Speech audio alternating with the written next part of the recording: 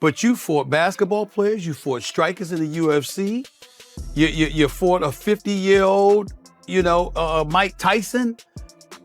Yeah, the money was there, but it wasn't the toughest matches in the world. Why'd you pick those fights? Because you could make money without it being much of a risk. It's kind of weird because Jake Paul is extremely bigger than Tank. And but with it being a exhibition, it makes sense. Against a 200-pounder, I think it's not a real fight. They just too big. Ain't gonna be able to get in from that jab. Jake Paul might be confident, but Stephen A. Smith just dropped a truth bomb that could shake the entire boxing world. He says Jake is walking into a fight that could destroy his image forever. Can Jake's power survive Gervonta Tank Davis's speed and knockout instinct? Stay tuned, this one could end badly. Stephen A. Smith didn't hold back when he broke down the Jake Paul vs. Gervonta Tank Davis fight. According to him, Tank Davis is one of the greatest fighters of this generation, a true knockout machine with deadly timing, power, and instincts that can end any fight in seconds. Smith admitted Jake Paul's size and reach are advantages, but he warned that athletic power alone isn't enough when you face a world-class boxer like Tank. He made it clear Jake might be strong, but one mistake against Davis could turn into a painful reality check inside that ring. Knockout on Ryan Garcia in April of 2023. Stephen A., is Tank Davis the most exciting fighter in boxing? Yes, he is. He absolutely is. I love me some Terrence Crawford. He's spectacular, probably #1 pound for pound on the planet. I'm a Canelo Alvarez fan. Obviously, I'm a David Benavidez fan. But this brother, Gervonta Davis, Tank Davis, the time has come for the world to recognize this is one of the top 5 fighters on the planet. He might be top 3. Yeah. You can make a legitimate argument for him being 3, 1, or whatever. Smith explained that Gervonta Davis is a rare, natural-born fighter whose speed, reflexes, and punch precision place him among the sport's elite. He said Jake's size could help him land a big shot, but if Davis controls the distance and timing, Jake could be completely outclassed. Smith often warns Jake that confidence can become a trap because when you trade punches with a master finisher like Tank, one wrong move could end your night fast. Jake Paul versus Tank Davis, they just announced the fight.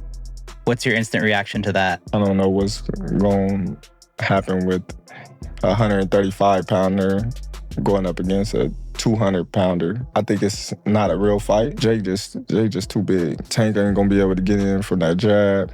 Jake land one good punch on Tank, it's over with. Smith also made it clear that Jake Paul is more than just a YouTuber trying boxing for fame. He respects Jake's effort, the training, professional coaches, and long camps. Jake is serious about boxing, no doubt. But Smith says now is the time for Jake to prove it against real fighters, people his own size, skill level, and age who are active and respected in the sport. Only then will the world know if Jake is ready to move from being an entertainer to being a true boxer. Jake Paul is a professional. At some point in time, I don't give a damn if it's a light heavyweight. Better be a Bivol, a super middleweight, Canelo, Mexican Monster, David Benavidez, somebody that actually has a reputation. The time has come for Jake Paul to step into the ring with a cat who actually boxes for a living and give us that fight. I appreciate the fact of him promoting. I appreciate him having the cachet as a former YouTuber turned boxer. I like Jake Paul. I respect Jake Paul. I'm just saying, because I like him and because I respect him, I want to see him in the ring. And I don't want to hear, I know his numbers are better, but then he gonna say, I don't need Canelo, Canelo needs me. Well, wait a minute. It ain't just about popularity, bruh. But you fought basketball players, you fought strikers in the UFC, you fought a 50-year-old, Mike Tyson. Yeah, the money was there, but it wasn't the toughest matches in the world. Why'd you pick those fights? Because you could make money without it being much of a risk. Well, if you're doing that, how you gonna turn around and knock Canelo Alvarez for doing the same? Especially working in a sport that you yourself, Jake Paul, has called corrupt and abusive towards fighters. Now, I understand you're upset, you're a little bit salty about Canelo using you to get a better deal from Riyadh or or him turning down a fight with you. But what you're attempting to do and what you have done to some degree, Canelo Alvarez has done. He has fought Triple G. He has fought Mayweather. He has, even though Charlo's undersized, he was a champion. Terrence Crawford is a champion. By the way, he's not 140. He's not 135. He's 147. And then his last fight, I think, was at 154. And oh, by the way, he would move up a couple of weight classes. Now, I think Canelo needs to be fighting David Benavidez as well. But he did fight and knock out Kovalev at the light heavyweight spot. He did fight and lose to Bivol. He did fight Triple G, not once, not twice, but 3 times. So when Canelo sits up there and says, I fight fighters, he ain't lying. His reputation does speak for itself. So I can't sit up there and flow with you, Jake Paul, on that. Smith even compared Jake Paul's career choices to boxing legend Canelo Alvarez. He said that even Canelo has sometimes picked fights more for money and hype than pure competition. So Jake can't complain about criticism. But Smith challenged him, if Jake is truly serious about boxing, he needs to face real competition, not smaller or older fighters. According to Smith, that's how he'll earn real respect and show fans he's not just chasing headlines but actually building legacy. I can't buy the hype at this particular moment in time. Now, I'll give Jake Paul credit for this. At least he's in the ring with a boxer. But 57 years old is 57 years old. And 57 years old and formally walking into a UFC fight as an audience member, as a patron with a cane, it's hard to me to believe a year later that you're going to be in any condition to really, really fight. I hope I'm wrong, but I don't know. And if you're Jake Paul, here's what I want to say to you. It's Mike Tyson, that's fine. It's a money fight, I get you, and you want to make money.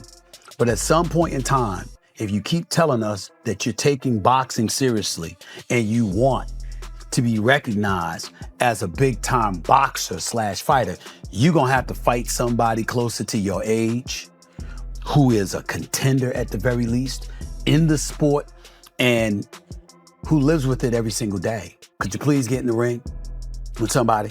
Pretty please, with sugar on top. I'm interested. But you fought basketball players, you fought strikers in the UFC, you fought a 50-year-old, Mike Tyson.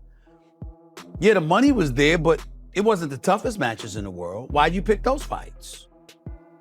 Because you could make money without it being much of a risk. Well, if you're doing that, how you gonna turn around and knock Canelo Alvarez for doing the same? Especially working in a sport that you yourself, Jake Paul, has called corrupt and abusive towards fighters. Now I understand you're upset, you're a little bit salty about Canelo using you to get a better deal from Riyadh or him turning down a fight with you, but what you're attempting to do and what you have done to some degree, Canelo Alvarez has done. He has fought Triple G. He has fought Mayweather. He has, even though Charlo's undersized, he was a champion. Terrence Crawford is a champion. By the way, he's not 140. He's not 135. He's 147. And then his last fight, I think, was at 154. And oh, by the way, he would move up a couple of weight classes. Now, I think Canelo needs to be fighting David Benavidez as well. But he did fight and knock out Kovalev at the light heavyweight spot. He did fight and lose to Bivol.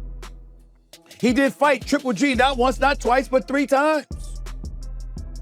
So when Canelo sits up there and says, I fight fighters, he ain't lying. His reputation does speak for itself. So I can't sit up there and flow with you, Jake Paul, on that. Jake Paul didn't stay quiet either. He clapped back, reminding everyone that he's still new to boxing. He said, I was on Disney when these guys were already winning UFC belts. Jake explained that he's still learning the sport, not pretending to be a lifelong pro. But he insists that he's improving fast, staying focused, and ready to prove himself fight after fight, not through talk, but through action in the ring.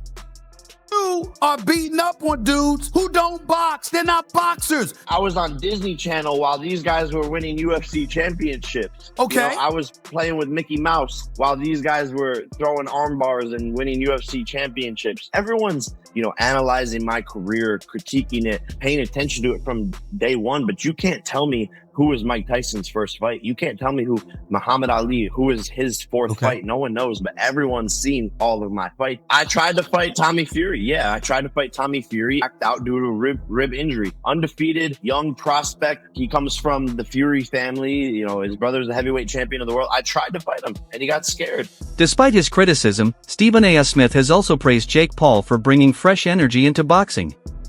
He respects how Jake promotes himself and builds excitement without relying on old-school promoters. Smith pointed out that boxing promoters often control who fights who, slow down careers, and block big matchups. But Jake Paul broke that system. He's showing that fighters can control their own path, make big fights happen, and still get paid. And that, according to Smith, is something boxing truly needs right now. I've always been a fan of Jake because I think that what Jake tries to do for the sport of boxing, I think people don't realize the importance of him being able to promote for himself and not being reliant on the promoters who I believe has held the sport hostage. The only critique I've ever given Jake, I just want Jake to fight boxers. Like Nate Diaz, we know his reputation. We know the man can fight. We know in the octagon, he could be something special. Well, we know you breathe on him, he starts bleeding. It's a fair critique.